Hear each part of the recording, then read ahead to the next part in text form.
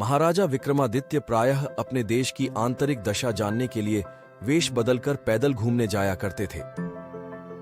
एक दिन घूमते घूमते एक नगर में पहुंचे। वहां का रास्ता उन्हें मालूम न था। राजा रास्ता पूछने के लिए किसी व्यक्ति की तलाश में आगे बढ़े। आगे उन्हें एक हवलदार सरकारी वर्दी पहने हुए दिखा। राजा ने उसके पास जाकर पूछा, महाशय, अमुक स्थान जाने का रास्ता क्या है, कृपया बताइए। हवलदार ने अकड़कर कहा, मूर्ख, तू देखता नहीं, मैं हाकिम हूं, मेरा काम रास्ता बताना नहीं है, चल हट किसी दूसरे से पूछ। राजा ने नम्रता से पूछा, महोदय, यदि सरकारी आदमी भी किसी यात्री को रास्ता बता दे तो कोई हर्ज तो नहीं है?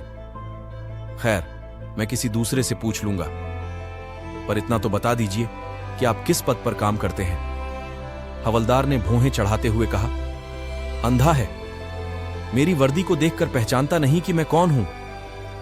राजा ने कहा, शायद आप पुलिस के सिपाही हैं। उसने कहा, नहीं, उससे ऊंचा। तब क्या नायक हैं? नहीं, उससे भी ऊंचा। अच्छा, तो आप हवलदार हैं? हवलदार ने कहा, अब तू जान गया कि मैं कौन हूं, पर यह तो बता, इतनी पूछताछ करने का तेरा क्या मतलब, और तू कौन है? राजा ने कहा, मैं भी सरकारी आदमी हूं। सिपाही की ऐंठ कुछ कम हुई। उसने पूछा, क्या तुम नायक हो? राजा ने कहा, नहीं, उससे ऊंचा। तब क्या आप हवलदार हैं? नहीं, उससे भी ऊंचा। तो क्या दरोगा है? उससे भी ऊंचा। हवालदार ने कहा, तो क्या आप कप्तान हैं? राजा ने कहा, नहीं, उससे भी ऊंचा। सूबेदार जी हैं? नहीं, उससे भी ऊंचा। अब तो हवलदार घबराने लगा। उसने पूछा, तब आप मंत्री जी हैं? राजा ने कहा, भाई, बस एक सीढ़ी और बाकी रह गई है। सिपाही ने गौर से देखा तो शादी पोशाक में महाराजा विक्रमादित्य सामने खड़े हैं। हवलदार के होश उड़ गए। वह गिड़गिड़ाता हुआ राजा के पांव पर गिर पड़ा और बड़ी दीनता से अपने अपराध की माफी मांगने लगा।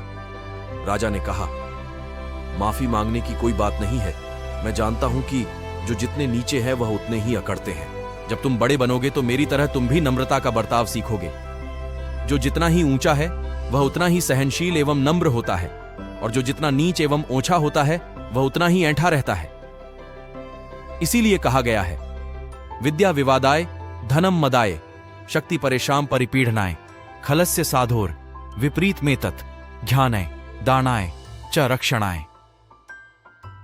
अर्थात दुष्ट व्यक्ति के पास विद्या हो तो वह विवाद करता है, धन हो तो घमंड करता है, और यदि शक्ति हो तो दूसरों को परेशान करता है। वहीं साधु प्रकृति का व्यक्ति विद्या ज्ञान देने में, धन दान देने में और शक्ति दूसरों की रक्षा करने में खर्च करता है।